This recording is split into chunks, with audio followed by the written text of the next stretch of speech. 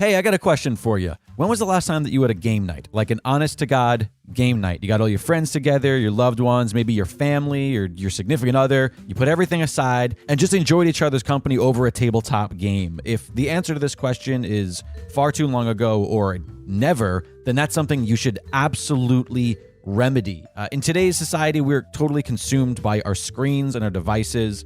We work on them, we play on them, we communicate on them, and they have aided us in so many great ways. But unfortunately, those same devices that serve our online world sort of chip away at our offline worlds. We're social creatures. We as humans, we seek that face-to-face interaction, that human engagement, the warm bodies. And tabletop gaming is an absolutely incredible way to sort of fulfill those needs and to have a really great time. Luckily, there's Gamebox Monthly. You see, Gamebox Monthly scours the world and curates super unique indie tabletop games and sends them right to your door every month. The sort of stuff that you may never discover otherwise. And there are tabletop games for literally everybody, whether you are a couple, whether you're a raucous game night group of adults who enjoy bluffing and lying to each other all in the name of fun, or if you're families who are doing like weekly game nights in order to kind of reconnect and maybe grow together. It really is an all-inclusive activity for literally everybody. So let's get together and let's put down our phones and let's figure out what millions of people already know. We are in the middle of a tabletop gaming renaissance, and discovering games is an incredible way to rediscover each other and re-engage your original social network. Go to www.gameboxmonthly.com and rediscover social.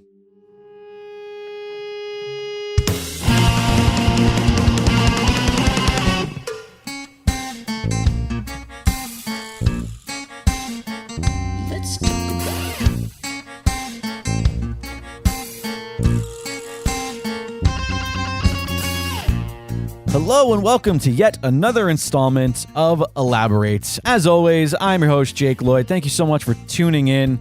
We're here. We're doing it. We're doing it. That's what's important. So excited about my guest this week. She's been mentioned on the show a ton. She's incredibly talented, writer, director of both stage and screen, from Rocky Horror Hipster show, which is Rocky Horror Reimagined, to Miss 2059, the sci-fi comedy. Maggie Levin is here, you guys.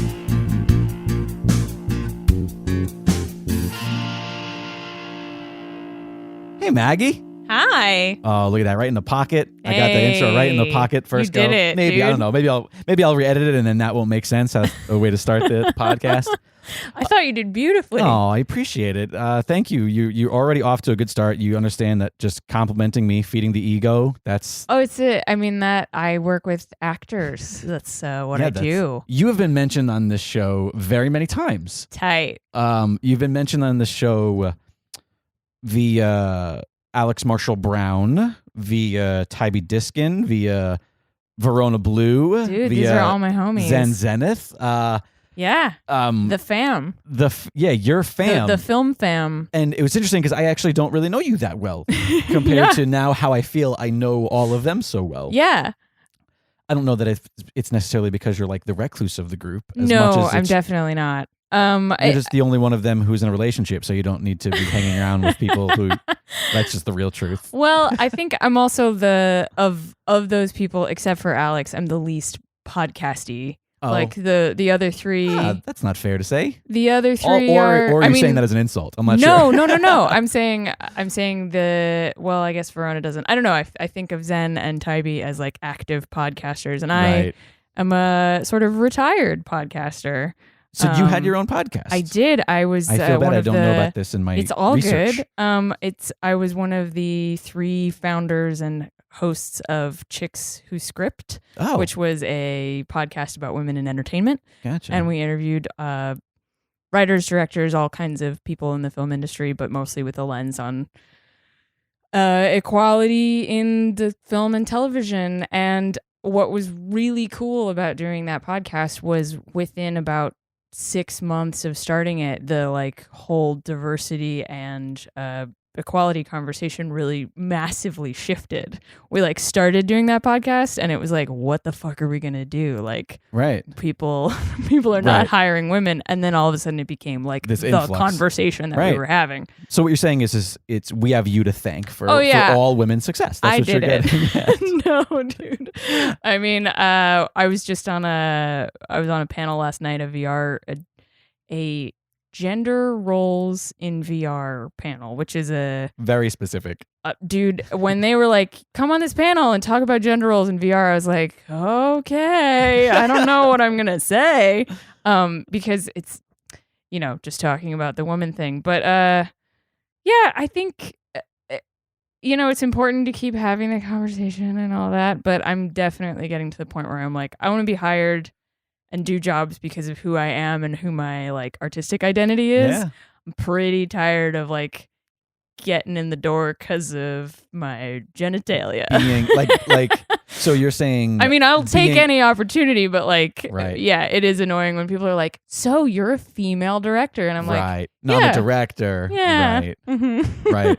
Well, you are, I mean, the little I do know about you, I do know that you, which is no surprise to me that you've had this podcast, because I knew that you are fairly active in activism. Yes. You are a strong voice for, can I say feminism? Are yes, you okay with absolutely. that? Some people are, you have to ask. No, it's I'm chill with the F word. It's cool. And we could touch upon that in a little bit. I want to circle back to that, because in going back to sort of knowing you through the group, I'd be hard pressed. We don't have to do a whole thing because Zen and I already did a whole episode essentially.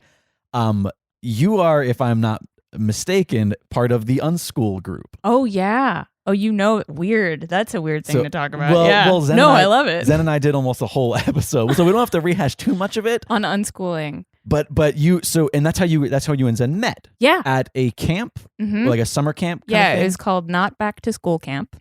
Not Back to School Camp. Yeah. Okay. It's kind of a mouthful, but and even the abbreviation that we usually refer to it as is NBTSC, which is like not really that much faster. It sounds like that show that makes fun of all of the acronym shows. Yeah. It sounds like the yeah, or like the stock abbreviation for Nabisco or something. Right. Yeah. So we Zen and I met at camp, and my life partner and I met at camp. He met me and his ex-girlfriend on the same day. Oh. And then we reconnected about 7 years later. Or 8 years, something like that. It's interesting how those cards fell. Yeah, and I'm particularly a strange one to wind up at that camp because I'm an East Coaster, and this was before the camp. The camp eventually grew a branch that went to Pennsylvania, but this was like hosted in the middle of nowhere in Oregon. Oh wow! And mostly West Coast kids went. Right, but it was great. It was like hippie makeout camp when everybody else went back to school. Right. Where you said you're from an East Coast, or where are you? I'm from New York. Oh, you're from that's not fair to say. I am equally from New York, and from Woodstock, New York. Gotcha. Yeah. So you're what I would consider an upstater. Yeah. Yeah. I'm from Long Island. I went city folk. I was like in Manhattan for like the 7th grade. Wow, 7th, 8th grade. So you were definitely that's of age to be a city kid. Yeah, like that is. Oh, it counts. Full-fledged city kid. Yeah, I was like, I could go out until like 2 a.m, and my parents would be like, "It's fine, she'll take the subway home. It's cool." I always find there's this thing that anybody who's from anywhere in New York is aware of, and that is when you tell anybody else that you're from New York, they just assume you're from Manhattan. And usually you are not. No. Even if you're like, I'm from New York, you're like from Brooklyn or Long Island. Yeah. And so people assume like, oh, what was it like growing up in New York? And I'm like, I don't know. It was probably no different than where you grew up in Omaha. Like I was suburbia. There were street lights that came on at 8 o'clock. We had to get home. Like, Where in Long Island are you from? I'm from the town of Deer Park, right smack in the center of the island. Town of Babylon. Okay, I don't actually know where that Exit 52. It's okay. I have like family in Staten Island, and then my roommate through theater school was a heavy Long Islander, and we would go to her house sometimes. But I'm sorry. It's not New York. It's like no. That's what people. No. People are like, oh, you must. So you actually. Oh yeah. You have that. You go, yeah. No, where did you go to high school? What was the high school? Well, What am I talking about? Duh. No, it's fine. Dumb question. I went to school up through the 7th grade. Oh, so and then I was schooled, and then I started homeschooling in the 8th grade because my mom got a job at Ballet Florida, and my dad was so my mom's a ballerina turned dance teacher. She was with New York City Ballet until I was like 4. Wow. And then my dad is a touring musician. So hit this point in the 8th grade where both of my parents were just all over the place. Right. And keeping me in school for a school year was going to be like a complicated maneuver. Right. So it began as like this is a temporary solution. And then I was like, I don't want to go back to fucking high school. So it was. I'm sorry, can we curse? Oh no, you could curse up the fucking storm. Okay, yeah. good. What's What's like that? I don't know, but I may interrupt, but usually I don't have a problem with sounds bleeding through on the microphones in this place, but it literally sounds like there is a helicopter taking off in the living room right now. Yeah. All right, we're just gonna pause. We'll power through. No, we'll power through. No, it. okay, cool. I'm sure they can hear it on, and if they can, or like it's a lawnmower kind of a sound. Yeah, it sounds like Ooh. somebody who started a car that no longer has a catalytic converter. That's what. Oh it yeah, sounds that like. car is fucked. Yep. Yep. Okay, sorry. So, anyways, what I was getting at was it was supposed to be temporary. Yeah. And was it simply? It was simply homeschooling. Yeah. So it was originally like it began with my parents were going to try to teach me stuff, Right. and then it pretty quickly it was like, no, that's not a thing. Right. We don't need to do that. And also, I was from a pretty early age like a pretty heavy self-starter, Okay. and also like And a hella overachiever. So and also I feel like being the daughter of a ballerina and a musician is gonna lend itself to being a sort of free-spirited, artsy, Yeah. Well, and I was really well equipped already at that point to like read and research stuff on my own. And the cool thing about homeschooling, if your parents kind of take their claws out of it, which mine did very quickly, is you're just free to pursue what fascinates you. Right. And so for my parents, they were like, oh, you're doing stuff. You're like taking, like they found me a writing tutor because I was really interested in creative writing. Right. And then I started taking community college classes. There it goes. Yeah. All right. Bye-bye. Bye, crazy sound outside the window. And, I also was eventually signed up for the world's first computer high school. Wait, like meaning online digital courses? Yeah, it was called CompuHigh. It probably CompuHigh? Yeah, it probably still exists. It was mostly. Was it related to the CompUSA stores? No, Oh. This was connected to the organization that I eventually got my high school diploma through, which is called Clonlara School, which is in Ann Arbor, and it has like a distance learning. Gotcha. This is all super boring. No. It's interesting. It's interesting. So CompuHigh was mostly forum message board, Right, like yeah. early internet type Right. based thing, and you would Like download AIM these like classrooms and stuff. yeah, Or I would like our- download and print out these lessons, and then mostly I would like talk to my other weird computer high school friends, Right. on And the they message were- boards and on ICQ, And they were all over the country, I'd assume. Yeah. Right. Or world even, Yeah. I guess it could be. Yeah. Oh, and that's how I eventually got to NBTSC, which is like I went to a couple of, we called them gatherings, which now is only a word that belongs to the Juggalo community. In my day, they were just like, we're gonna go hang out at some kid's house in Michigan. Right. And then a whole bunch of those people were not back to school campers, and so they were like, oh, you should go to this thing. Right. Interesting. Yeah. So I'm trying to put an age on 7th grade. It's 13, So 12, okay. 13. So you're like probably, let's say, set free, so to speak. Yeah.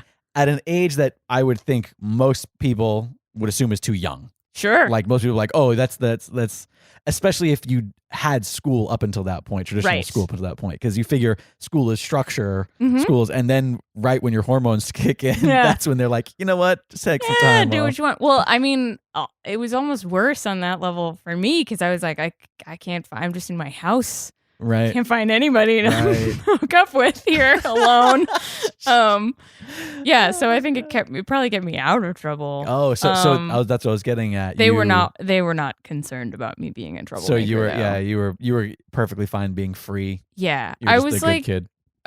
My mom. I mean, also like my dad's in rock bands, and my mom is, and I say this very lovingly, a crazy person. So like, there was nothing that I could even come up with to do that would be remotely worse than what the two of them have done on an everyday basis. If you think about the way kids sort of revolt against their parents, they pretty much do everything that they know their parents are going to hate. But like with that scenario, there's nothing I could do. Right. The worst thing you could have done was like, vote Republican. I don't know. Yeah. Like, oh, totally. If you join the Young Republicans, they'd be like, oh my God. I remember I think I was like, it must have been 12, and I came home from a thing with my friend, and I had bought a fake piercing and just like stuck it on my belly button.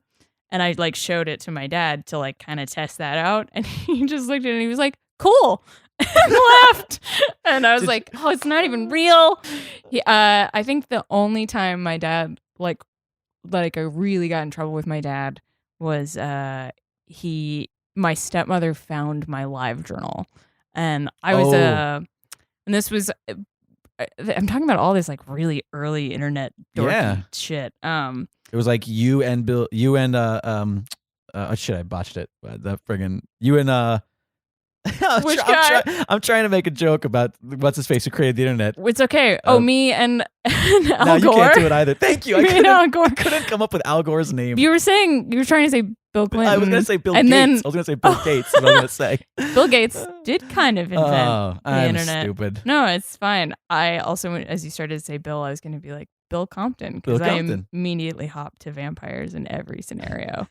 So I had a really detailed live journal, which included a lot of stuff about how I was mad at my stepmom for like doing whatever, and she found it. Stepmom. Yeah. So my folks are divorced. So they were divorced early. Oh yeah, So when you said that your mom took a job in Florida, she went to Florida, and you were still with your father. I'm assuming up in New York. I was going back and forth between Florida and New York. And where in Florida were you staying? Oh, Fort Lauderdale. Gotcha. Hey, I spent 4 years in Tampa. So yeah. Yeah, I feel like we've been through the trenches. It's like totally. a war. I got to go to Miami sometimes. It was cool. Right. I was too young to do anything fun in Miami. Sure. So you have these two really free-spirited parents. Like, were you an artsy kid? Oh yeah. Yeah. Yeah. I think I shudder to think what they would have done if I had been like really into. They probably would have thought it was cool if I were really into like math or science. Right. If you're like, I want to be a biologist or something, right? No. Because they would have been like, oh, cool. That's the thing that we're not. Yeah. Yeah. Well, I did pick the one art of the performing arts. I picked the one that they didn't do. Which was theater / film. Gotcha. Yeah. So this is a thing that I talked about with Zen a little bit, and it was why I wanted to touch on the kind of unschooling thing, because it is infinitely fascinating to me. Just I didn't know what unschooling was. I've heard of homeschooling, but I never heard of unschooling until Zen mentioned it to me. And I didn't read. Most of the people who got into unschooling read Grace Llewellyn's book, and she's the one who started the camp. And that was like, I wound up there because I wanted to like hang out with some people that I knew. That you knew online. Yeah, so I learned about unschooling, which turned out to be a thing that I was already doing. But I learned the term label for it when I showed up at camp. Nice. Yeah. So what I was getting at was, I feel like so much of kind of who we are or what we become, what our interests end up being, are really sort of defined in school, because that's where your influences come from. Sure. If they're not from your parents. Like, I feel like most of my influences come from friends you hang out with, that sort of thing. And so, like, to end up in an artistic field like you are in, especially now that you're saying that your mother and father were neither into the theater, that elements of it. Yeah. Well, I mean, it's interconnected for sure. Like, were they fans of the things that you were then ultimately become fans of? Yeah. Like, well, were they your exposure? A lot of that, yes, and a lot of the stuff that I'm into is a product of Woodstock is still a really unique artist hamlet. Right. And you can't throw a rock without hitting. It's like New York's little Portland. It's like a very weird, And people who are legendary artists go there to like retire or just like get out of the city. So a lot of the stuff that I'm into, I would say that most of the stuff that I'm into kind of boils down to my mom kind of being trapped in Woodstock for when I was really little, started working for this youth theater organization, and I started going with her to those rehearsals. Oh. She was choreographing for them. So this was before your parents were separated. Oh no, they were separated when I was like 2. Because you said stuck in New York. Stuck in Woodstock. In my brain, I painted this photo of like her trying to get I made this really dramatic scenario in my head. She's like can't get away from her. Yeah, like, No, my dad had a house in Woodstock, and then I don't know why she hung out in Woodstock for so long. Anyway, maybe it was you. I think Probably. large part of it. Right. So started working for this youth theater. I started going to those rehearsals and then eventually just being in the shows. Oh, so how young were you when you started acting then? Gosh, I don't remember when the first one was. But you were, like 6. Wow. Something like that, yeah. That's crazy. Do you remember some of your like early roles? Oh, yeah, I remember. I'm also like I just went back to, my dad lives in Kingston now, which is pretty close by. But I just went and dealt with their moving, my dad and my stepmom. Oh my goodness. So I just had to like clear through my entire personal history this past week.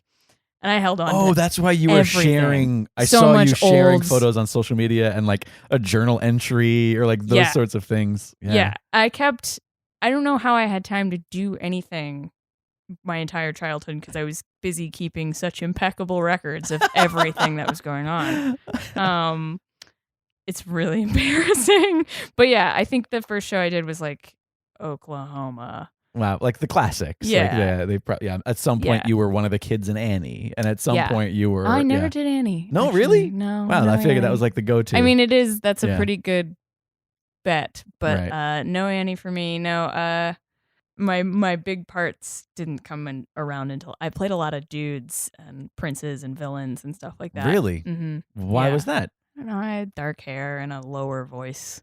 And there weren't a lot of young boys of your age in that, or was it? It wasn't strictly a women's, was it? No, it wasn't. Oh. I don't know why. Why? Like, why did you? Like, were you beating out other boys for the role of young boys? Yeah, I was the prince in Snow White. There were boys in that show. I'm very surprised. Like, you didn't have any, like, this didn't trigger anything in your youth. I feel like this is a way that, like, a young girl gets a complex or something. Oh, yeah. No, I have lots of complexes. Okay. All right. Well, sure. Not about, like, being too masculine, but definitely, like, early on, the woman who ran the youth theater, who my mom was, like, co-organizing stuff with, but she was, like, really the leader, lady. Yeah, it was her organization. She was the one who was kind of like, you should do behind the scenes stuff, which to me at the time was like insulting. Yeah. And I was like, that's terrible. You think that I shouldn't be acting. Like, all you hear, you're not hearing what you should do. You're hearing you shouldn't do on the stage stuff. That's I'm what like, you're hearing. You're not a pretty girl who can play princesses. Right. You should do weird stuff. And right. But what I think she actually recognized, which turned out to be really spot on, is that I had a tendency to know everything about the show and want to like help. I knew where everyone was supposed to be at all the time, and so you had that sort of compartmentalized brain that could see all of the moving bossy. parts. So, okay, there it is. Yeah, yeah. So you end up in, you end up not going back to school at all whatsoever. Mm-hmm. You end up going to this camp via the internet. Yep. And there you met a lot of people who would be your lifelong friends, including your life partner is the term that you tend to use for him. Yeah. Calling his boyfriend just seems diminutive after 8.5 years. I get that. That makes sense. Like, it's bigger than that, but you're not married, and you're not going to say the married things or Mm-hmm. Yeah, domestic partner sounds very well, and usually when I say my partner, people are like, "Oh, assume girl, you're gay." Yeah, and which is fine. And then they meet Russell and they get all confused. Which is funny which I love. Because I know Russell, and when you said partner before, I had to log my brain of like, wait, is she, maybe this is like a non-monogamous thing I'm not familiar with. Like, I literally was like, oh no. No, it's probably, and gosh, I'm probably appropriating a term by using that. But boyfriend just feels really casual. So when you were going to this, how many times did you go to the camp? Like every summer or every? Or I guess not summer. Only twice. 2 years in a row. 2 years in a row. Yeah, and then I eventually went back in 2009 and was an advisor. Counselor, or interesting. Yeah. And at what point did you leave New York / moving back and forth between New York and Florida? I left and moved here 6 years ago. Gotcha. And that was you didn't have any interim anywhere else? Yeah, there was a brief moment in Austin, Texas. I feel like everybody has that. Everybody has that little, like a couple months or a year or two here. Yeah. I know. I think it was like 4 months, 5 months. Right. What brought you to Austin? Oh, there was a guy. Oh. not this guy, but a guy. Yeah. Gotcha. The other guy. Right. And that was a big music scene down there, so I'm assuming. He was not a musician. Oh, interesting. No, he was a theater tech, like a set designer. Gotcha. Yeah. I don't know. I think he's actually working in film now. I'm starting to get that fear that he's going to wind up on one of my sets someday. Oh, that's going to be great. As long as it's your set. Yeah. That's yeah, you just got as long as I'm the your boss. face. Yeah, you lit up. Doesn't everyone have like success-based revenge fantasies? That's all of my revenge fantasies. Yeah. That's the only reason I get up in the morning, is to prove people wrong. Totally. And this is that's a driving. It's not healthy, I don't think. Like, I think you want. Isn't. Like, you should want to succeed for your own merit and for your joy, because I want to do the things that I love. Yet simultaneously, wouldn't it be great if everyone whoever wronged you just felt like miserable about how great you're doing? For me, it's all about like, I got to prove to my fucking father who left before I was born that he screwed up. Like, that's my mental. No, I get it. Yeah, there's a lot going on. There's some wiring in there that's just not right. Yeah, I think I would say that there's a good. I would say at this point, probably 10% of what I do that I'm hoping that guy, the Austin guy, pops up. Just feels fucking miserable. Yeah, and you know what? I feel like the thought process of like, hey, you got to just move on. You got to just live your life. That's bullshit. Like, no, you're allowed to want to rub some shit in people's faces every now and then. Well, also, like, you're from New York, and like, I don't feel like, I don't know. There's something about a good old like New York grudge that I'm just like, oh shit, is it a New York thing? It might be. Because people have told me that I'm really good at holding grudges, and I just assume it's personal. But if I can blame it on New York, I'd much prefer that. New York. I would much prefer that. Like, listen, it's just the old New York grudge. They're like, Jake, that's not a thing. And it's I'm like, thing. Maggie said, I'm saying that it's a thing. The New York grudge. I'm gonna blame it on the climate over there. Wait, what? It's like it's something in it's something in the air. It's in the water. It's the same stuff that makes the pizza and the bagels good. Oh yeah. Also creates New York grudge. Deep grudges. So pizza, bagels, grudges. Yeah. That's it what goes it's about. together for me. So you're in Austin for 4 months. Yeah. And then you end up out in LA here. Oh, there was also a Chicago moment. Oh, a Chicago moment. Yeah. What's a Chicago very brief. moment mean? That was another boy guy? problem. Different guy? Different guy. I'm sensing a pattern here. Yeah. Now, so let me ask you Why this. did I move to LA? Different guy. Oh, shit. Okay, well, you got ahead of me there. I was going to get there. But let me ask you this question. During Austin, during Chicago, at this point, you've decided what you want to do, I'm assuming, or no? Yes. Okay. Well, did you know that you wanted to be a director, or were you writing? I was. So when I would have moved to, so I went to Fordham Lincoln Center for a year for theater directing. And then had a band and a whole situation with a guy in New York at the time. And then his family was opening a restaurant in Chicago and he wanted to go for the summer. And then when I went with him for the summer, I found out like, he's moving to Chicago here. and he's like trying to sort of, it was so fascinating the way he did it, where he was like, I want to get the quote exactly right, but he was like, you could apply to Northwestern and you can work in the restaurant. So you get like really good waitress training, which is important for somebody in theater. I was like, First off, waitress training are Right. two words that don't exist. Right. There's no waitress training. Second, that's not a course in any Nope. theater college. Nope. That's not. I mean, I know what he was getting at, It's but so it condescending. was really insulting. It's super condescending. Yeah.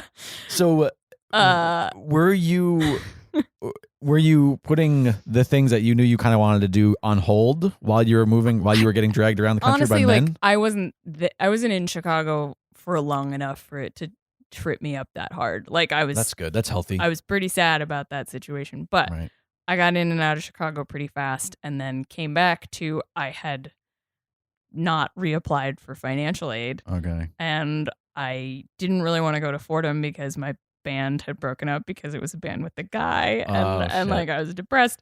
So I wound up going back to Woodstock and directing a bunch of children's theater shows in that same theater group or whatever. It was like a new evolution of that group. Sure.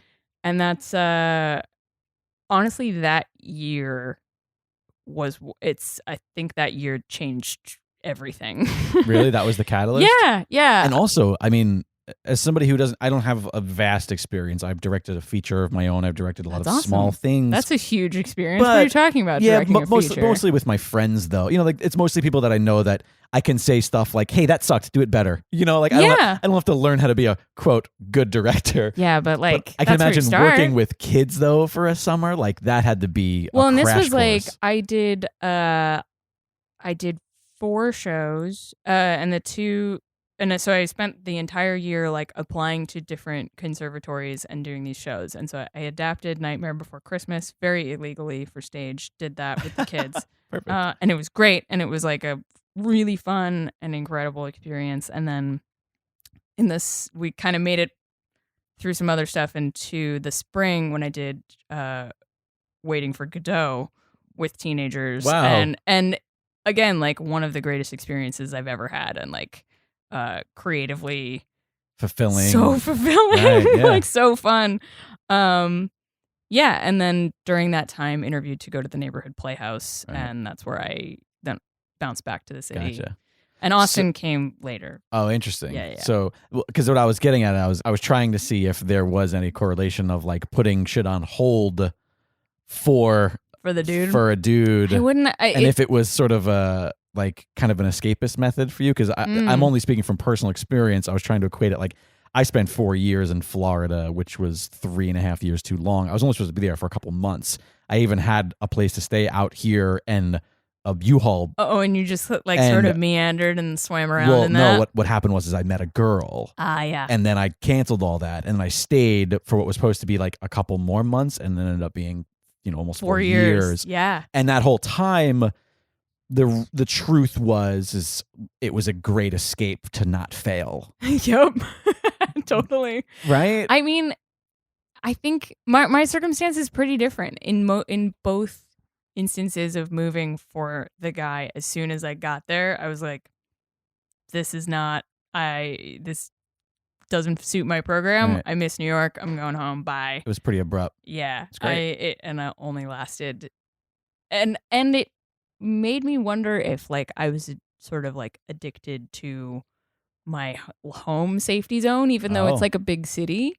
I mean, and like my mom was there and I was thinking I'm never going to be able to move away from my mother. I can't do it. And so now, just so you know, the way that like the idiot Jake who thinks he's a therapist brain is going off. This is therapy. It's interesting. I'm thinking like that seems to me like something that unschooling might do to somebody. Sure. Like when you don't have the community around you necessarily as much really as somebody attached to your family. You become really attached to your family. Which yeah. is like not a terrible thing, but not definitely. At all. Do you think that it was an unhealthy sort of thing of? Oh yeah. I'm my mom's, or at least I was my mom's best friend.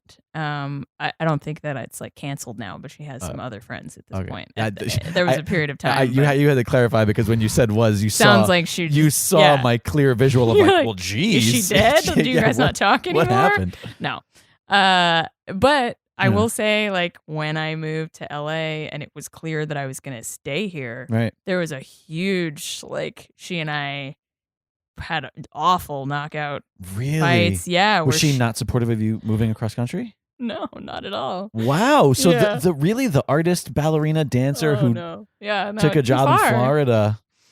It's too far away, you know? Wow. Yeah. So maybe your And I think fear she'll of leaving be- was sort of nurtured as well. Yeah. Yeah. And I'm sure she'll be Captain mad Obvious. at Russell forever, just a little bit. Oh, because he took you. Oh yeah. It's That's great. really interesting. It's great because if you know Russell gets along with everybody. Yeah, he's a very like free loving, Easy, like nice. Yeah, like really, yeah. it's really hard to like get in a situation with that guy and there are a few people on earth that I can watch, and when I watch Russell be in a room with somebody that he has a hard time with, it's like, and I'm sorry if you're listening, honey, I love you dearly. It's a wonderful experience for me. You love it? Oh, it's great. You love it. Because his discomfort is so palpable, and he's such a, like, to me, it's just radiating off of him. And there's like 3 or 4 people in the world that this happens with. And usually when it happens, he inevitably gets trapped in long conversations with these people, and I'm just watching him from across the room, like squirming internally. Yeah, my mom is one of those people. Oh my god! But like she made that bed. You know, So when you moved out here and you guys had this big blowout, did it last? No, I mean we were still talking every day. We were Right. just talking in yelling tones. Oh, really? Yeah. Was there like was it like a lot of passive aggressives? I mean, No, it's aggressive. My mom's aggressive. Yeah, yeah. That's better. Yeah, I mean, guess. at least you know as she stands. I You know, guess. Well, and she like changes her mind every 10 minutes. Right. So like, and a real like history revisionist. Oh, really? Oh, yeah. Oh, wait. So let me ask you this question: was she supportive of what you wanted to do in New York? Absolutely. She just wanted you to do it in New York. Yeah. She was like, "Oh, great! I love what you're doing." And now that Do it I'm here. here and stuff has gone You're working well, Yeah, she's like she's on behind board. it 100%. Right. She needed to see that. Yeah. Right. But it took about 1.5 years before she was like, okay, fine. What about Dad?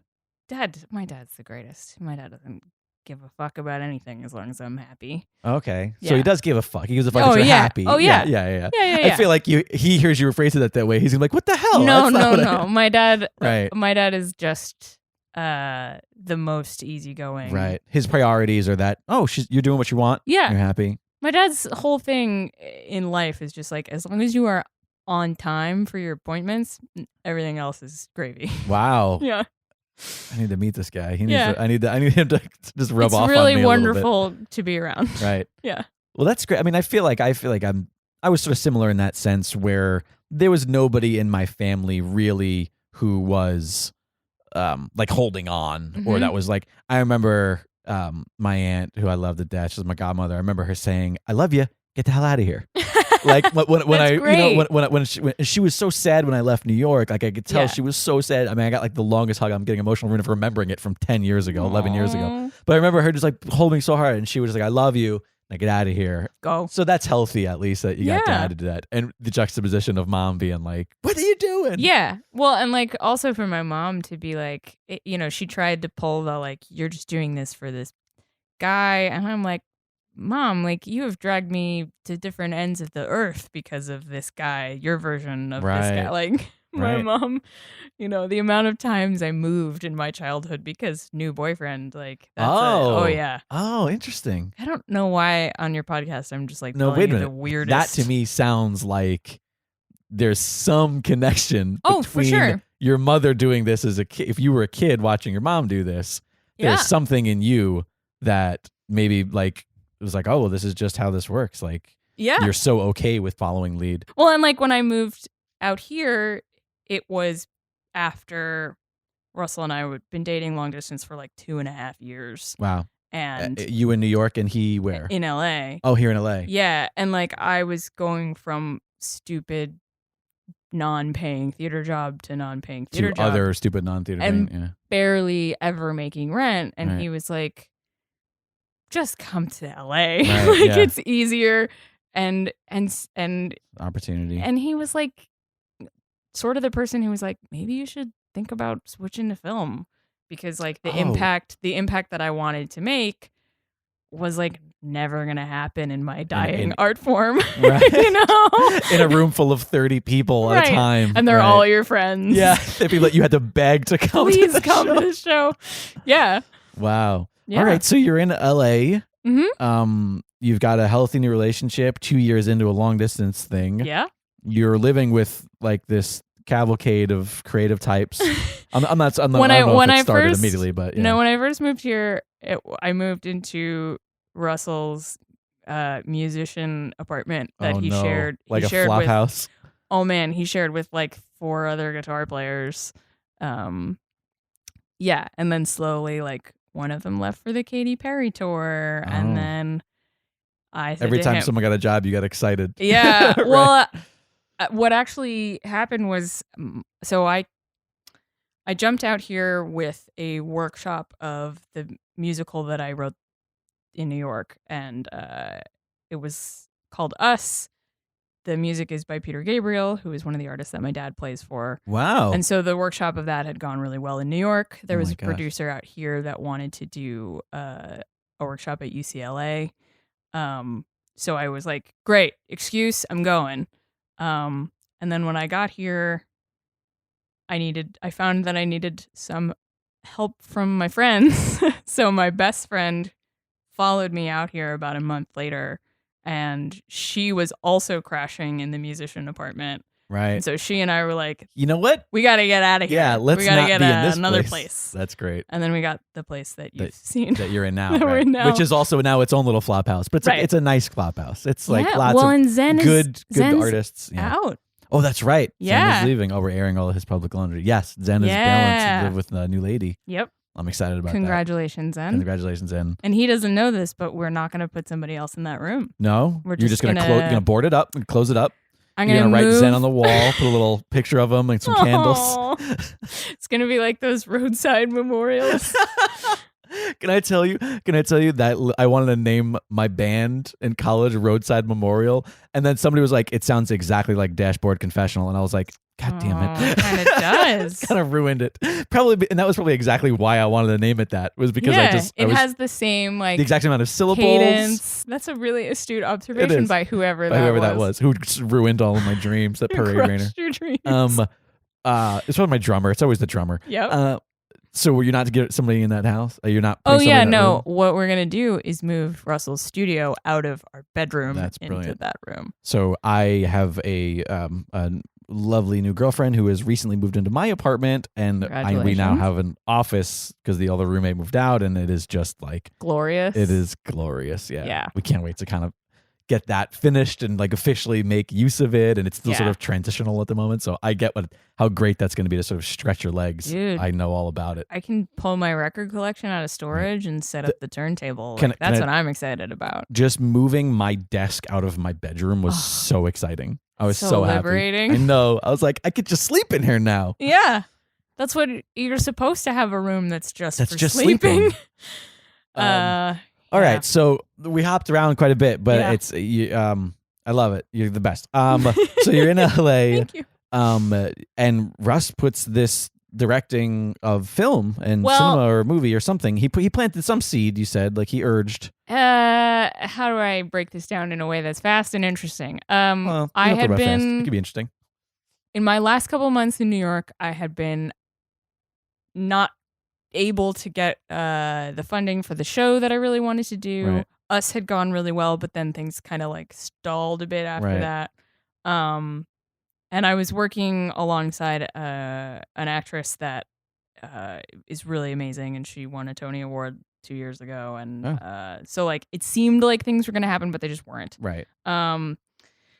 So I started doing like more acting and modeling, and it was just sort of like refiguring it all out. Sure. So yeah, making the jump with the show felt logical. And then after the show ended, I checked out what was going on in LA theater, but it was like nothing. Right. Yeah. No offense to my friends that do theater in LA, but like it's sad. Yeah. Yeah. I have friends that do it, and I'm glad you're happy. Yeah. It's kind of sad. Well, and it's like I always want, that's why we do Rocky when we do it. It's like to scratch that itch. So Rocky Horror Hipster Show is a show that I mean, can you say you wrote it? You wrote it. I mean, Nah. it's a weird thing when like you give you the credit of like I you conceived, yeah. revamped. I did it's Rocky Horror Right. with a twist. Right, exactly. And Yeah. it's so good. And I have to Thank I'm going to you. be totally honest with you, like I'm going to out myself here. Not a big Rocky guy. Oh, that's like, fine. I've never quite got it. Like It's a really acquired with that taste. said,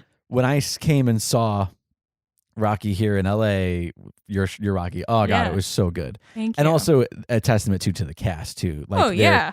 everybody. That was the first time that I had met most of those people. I had a couple of friends. The aforementioned Tybee Diskin was in the show. Yeah. Like, so I'm not just saying this because they were my friends that were in the show. Because at the time they were not my friends. So Sure. I would be honest. Just the perfect cast. Like Thank everybody you. was so well cast, and also the things that you changed and the twists that you kind of made, sort of, I don't know, they made it way more relevant to me Sure. and to I think a lot of that audience. You know what I mean? Yeah. It was really well done. Well, and that happened because of The need for that itch. No, it happened because of the cast. I was right. I was hiking one day and Time Warp came on my iPod and I was thinking about it and I was like real good buds with Anna, Lori, or Laura. She's gonna smack you. Do you want me to, I can edit it out if you want.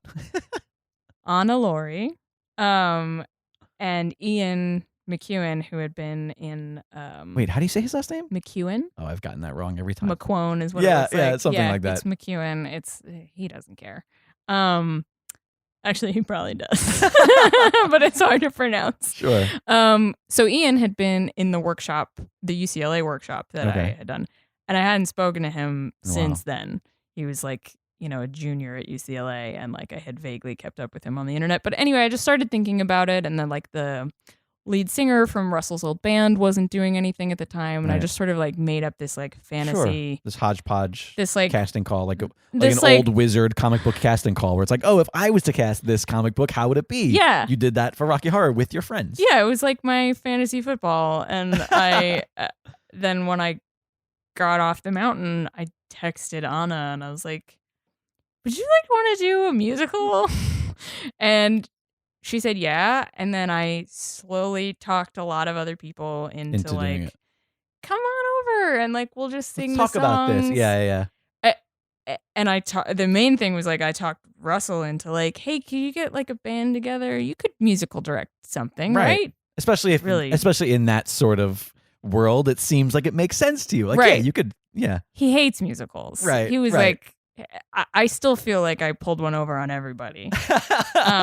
Well, the band was great in it, and he was great in it. Yeah, he's really good in it, dude. And then the band is such a part of your show. It's not like they're off stage. Yeah, I mean, they're literally in the mix. It's just for a concert. Everybody's. That's the thing I love about it. It was really more like just going to a concert versus going to see a musical.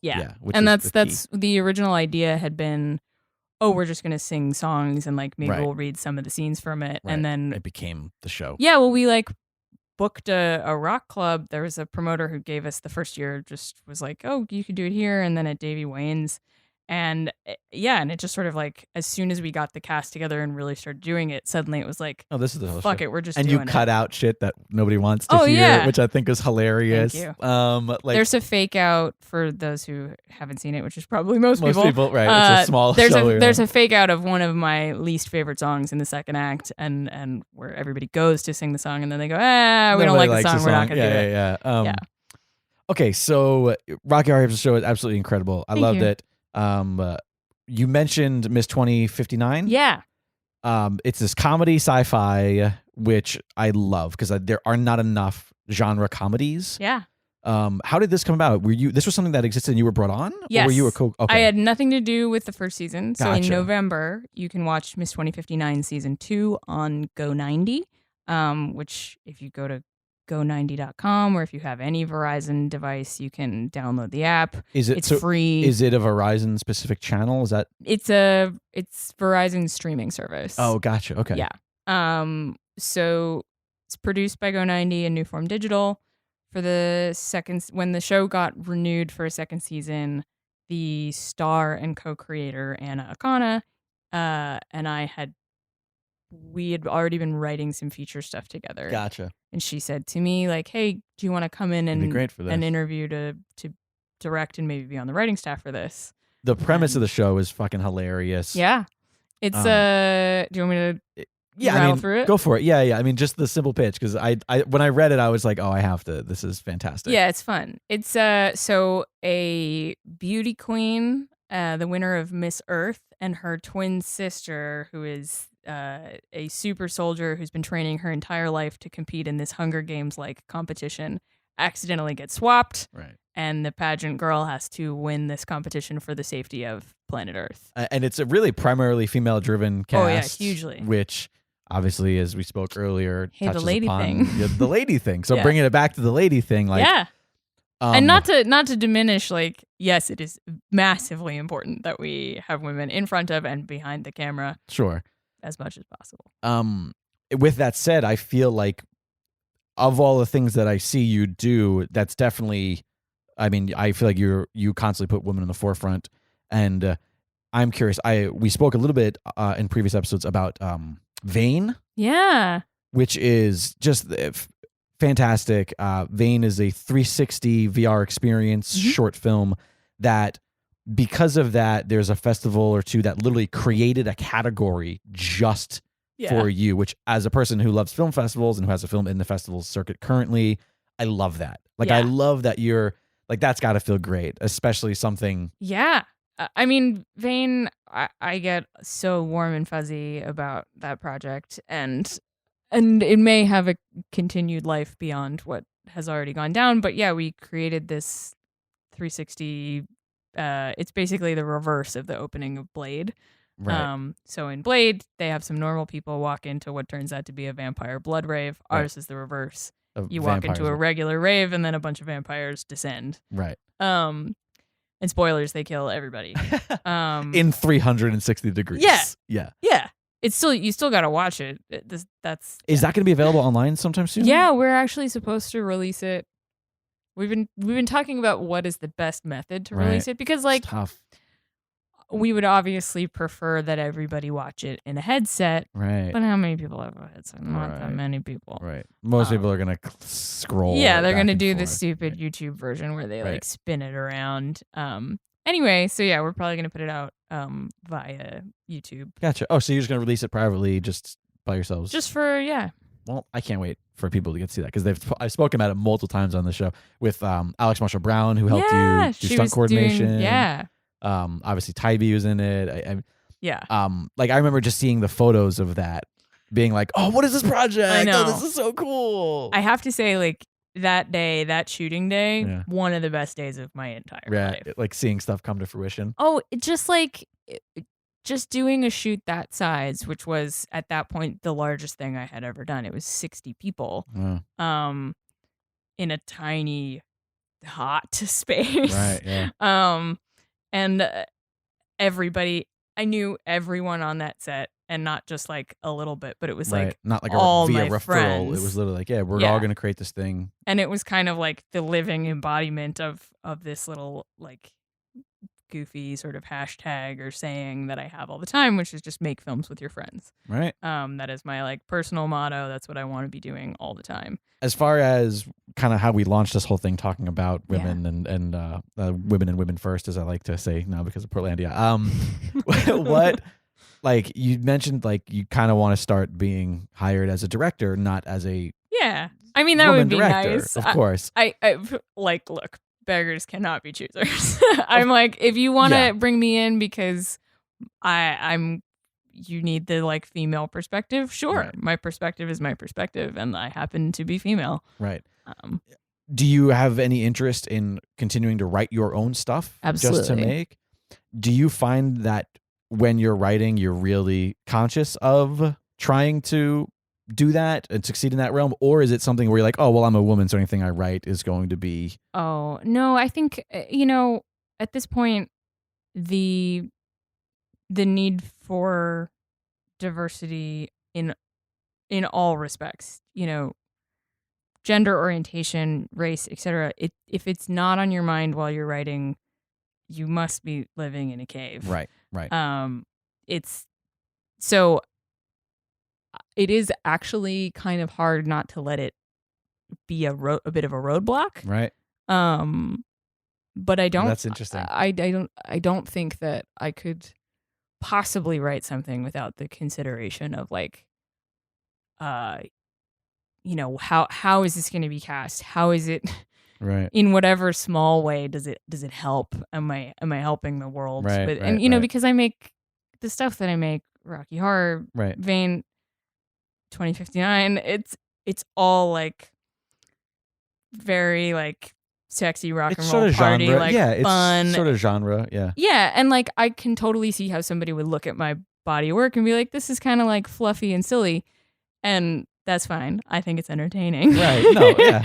But no matter what sort of circus I'm putting out there, I'm definitely trying to like imbue it with as much of a message as I can and as many opportunities for overlooked human beings as I can. Right. Right. Yeah. Yeah. I've struggled with that a little bit because, like you, I tend to write for my friends. Sure. And I wish that I had a wider, diverse group of friends. Probably like know a lot of white people. But I know a lot of white dudes. Yeah. It just happens to be my first like really real short that I made out here is this little action adventure thing. And it's me, the main three stars of it are me, my best friend Tony, who's an older white dude with a mustache, and my friend Kenny, who's like a real fit young black dude. I say young, I think he's older than I am, but he's got a baby face. And I remember people specifically telling me like, "Oh, like yeah, it's a good thing you put that black guy in it." And I was like, "Shit." Yeah. Because then all of a sudden I'm like a reverse racist in other people's minds, in my own mind. Oh right, like, because you tokened it. Yeah, because I'm like, shit. Now they think that But the truth is the three of us met on a project, and the three of us wanted to do a thing. So I wrote something for the three of us to be in, and so I've struggled with that. It's tricky, especially as a white male director. Yeah, no, you got to think about it because, but it's such a weird place. And it's a dangerous landscape for me. Oh yeah, even look at like here we are in your living room, but there's other people listening, so you should see us. We're doing this kind of like tiptoe body motion, both of us, because it feels like a minefield, right? Because you want to be cognizant and you want to be like doing the best thing that you can for the cause in every direction. And I guess that's the problem, is that I tend to more often just think I want to do what I want to do for my friends, for my family. That's my friends, my creative family. They're my people. It's slowly changing, but I also didn't have very many female friends. Yeah. And the ones that I did have just were unfortunately unable. I made a baseball movie. There's there's two teams of 7. Well, here's the thing, is that it wasn't like a major league kind of thing. Mm-hmm. It was 2 teams of 7, like ragtag, and the question came up multiple times, like, how come there's not a woman on either team? And I was like, I thought about it. Yeah. I specifically wanted there to be a woman because there's no reason it couldn't have been. Yeah. It's just that's the way the cards fell. It barely passes. What's the test? The Bechdel test. It barely passes that, and it's not by design. And I feel like I'm worried about that. It's literally something that I'm bringing up to you for my own personal redemption. No, I get it. It's a really to me, for my feeling about it is, it's like, as listen, long as you're responsible for all women in everything. Remember, we started this, so I need you to tell me it's okay, Maggie.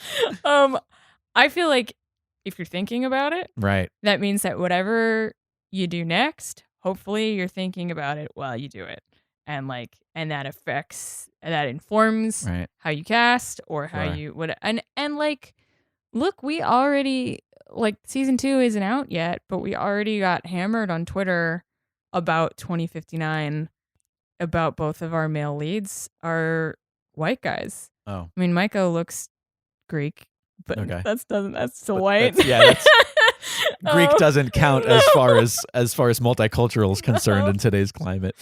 No, sorry, Greek people. But this is a show that stars 2 Asian women, right, and then 1 Brazilian woman, a white woman, and then 2 white guys. And like, we tried to mostly see non-white people so one of the male leads, who is painted purple, but that's not. I mean, right, that's sci-fi. Yeah, he of isn't course. a purple alien, but like Sure. under the purple, he's a fucking white guy. Right.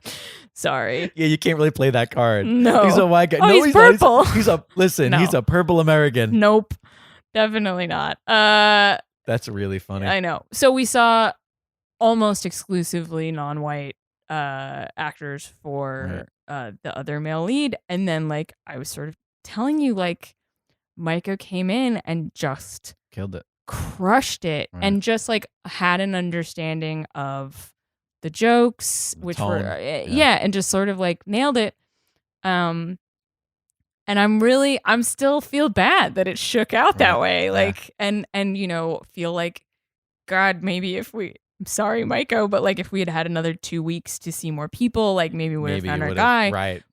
Schedule is what it is. And Micah was great. So we rolled with him. And you're catching flack on like Twitter and a social little media, bit. Yeah. just for having two ideas. And like, we put out, it And was that's like based on like a tweet of some pictures, Right. and people were like, wow. People should kind of pick their battles. Yeah. I mean, if you literally have a female-driven show with two, and you said they're both Asian, which is that's Well, I do think, it's not really my place to speak about it, but I do feel like Asian people are the most overlooked massively category of underrepresented. person of color. Right. Like, we're having I've been in experiences where people are having the like people of color conversation as if the two Asian girls that I'm with are not even in the room or don't count. Right. And it's like, no, they're not. Right. They're not white people. Like, yeah.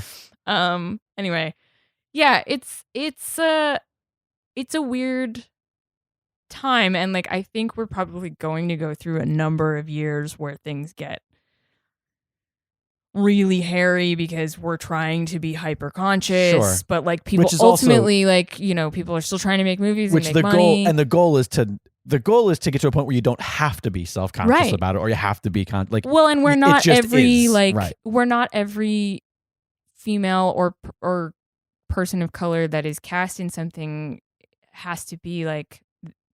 I hate and I do feel handcuffed by there can't be stupid women characters right now. Right. Like because of where we are in the battle for equality, you can't have the actual spectrum of what goes on in human beings. Right. And like Right. you can't cast a person of color as a bad guy anymore.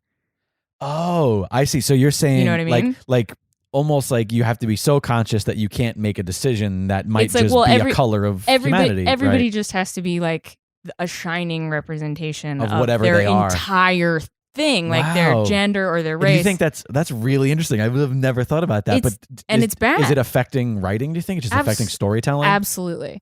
And I don't think Like look, I don't want like this to Clueless be couldn't exist right now. right. Like Clueless You couldn't can't exist. have right. airheaded girl. Even like Mean Girls is in kind of a weird Right. territory. And people love that movie. Right. It's hilarious. Yeah. And I don't mean to say this like you shouldn't also be writing. I just feel like every variety of every kind of character should exist, and that's what we're gunning for. Right. But we are definitely in this like weird, touchy period where it's like everybody is representing their entire group. And I mean, like, look, just if you're a writer, and I identify equally as writer and director. I think if you're a writer and like just write great parts for everybody. Right. Just like do your best to just write some kick-ass parts. And also, here's the and thing. maybe try not to assign any color to them, but then when you get into casting, Right. cast like look at everybody. Right. And also just write a good character. Yeah, sure. Like here's the thing is that if it's interesting what you say about like you can't have like a person of color as a villain. I never really would have thought about that, but I guess it's sort of kind of the case recently. Right now, I don't think you can. But I guarantee you that any person of color would be happy to play a villain. Yep. That's a really well-written character. It doesn't matter. Like, and it's obviously there are some exceptions. Like if you're on Luke Cage or in Black of Panther, course. no problem. Right. Or like, but probably not. If you're right, or if you're making a movie about like friggin' Somali pirates, then the pirates have to be Somali pirates. Yeah. Right. Of course, there's exceptions, but I guess generally speaking, I don't know. It's really interesting. I would have never really thought about the kind of the inverse swing of that spectrum. Yeah. And and right now, your people, the white men, are the villains. And I'm fine with that. Yeah. I just want a job. Just cast me in something. Like I'll pay. I don't care. I'll just whatever you need me to do.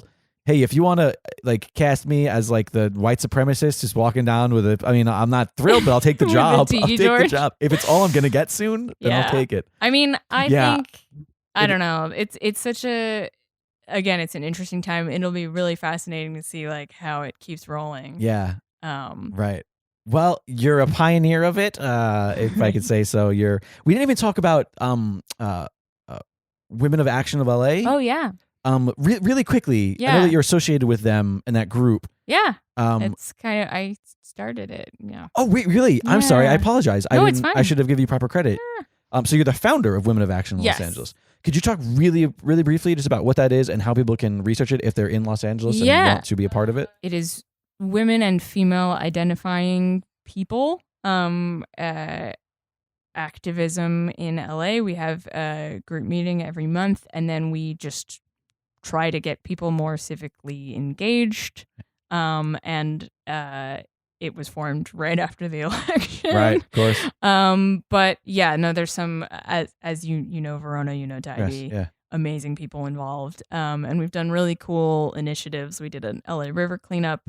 We've done a bunch of fundraisers for the ACLU, and we're going to do a big one for the 2018 midterm elections. Fantastic. Yeah. How do people find that? They can go to womenofaction.us. And if you fill out the form there, we will get you signed up. We mostly operate off of a Google group email list.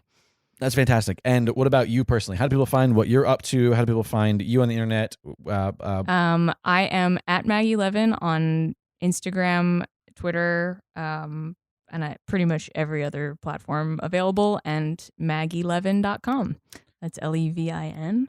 And Maggie is spelled the usual way. And once again, how can people check out Miss 2059? Miss 2059 on Go90. You can download the Go90 app or go to go90.com. That'll be out in November. Fantastic. Yeah. As always, please follow me on Twitter at LiquidJake or the show at ElaboratePod. And if you're listening on iTunes, if you're not listening on iTunes, I'm sure you're sick of me saying it, but it's super important. Please leave us a review. Yeah. 5-star review. We are currently a 5-star rated podcast. That's fantastic. I'd love to keep that up. Thank you for those.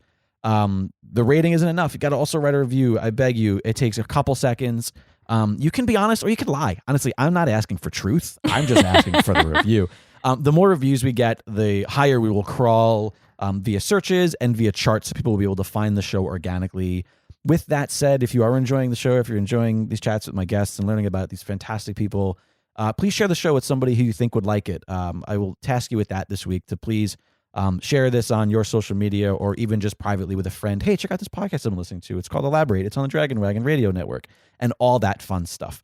With that said, for all things Dragon Wagon Radio, you can follow at It's Dragon Wagon on all social media. Thank you guys so much for listening. I truly appreciate it. Maggie, thank you for coming. This was absolutely fantastic. Thank you so much for having me. Love you. Love you too. Hey, everybody. I'm sitting down with somebody who you're very familiar with already, Paul Bianchi. Yes, I'm sitting down with you, Jake Lloyd. This is true. We are both currently sitting down. I want you to tell us a little bit about your love for Greek mythology. Oh my gosh.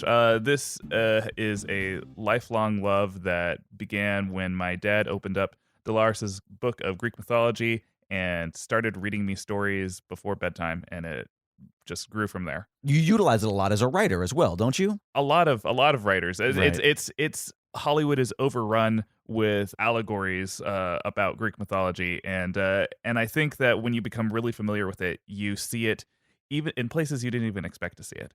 And shit gets weird in Greek mythology. Oh, super weird. Yeah, there's a lot of incest and there's a lot of murder and cutting of genitals. You know, it's a party. And it's a party that you talk about on a podcast on this very podcast network.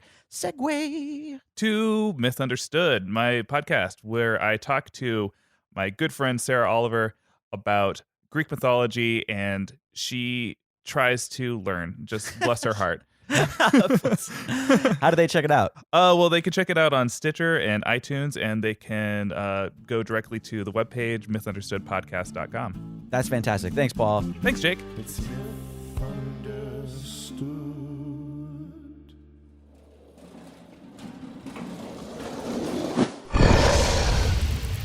It's Dragon Wagon.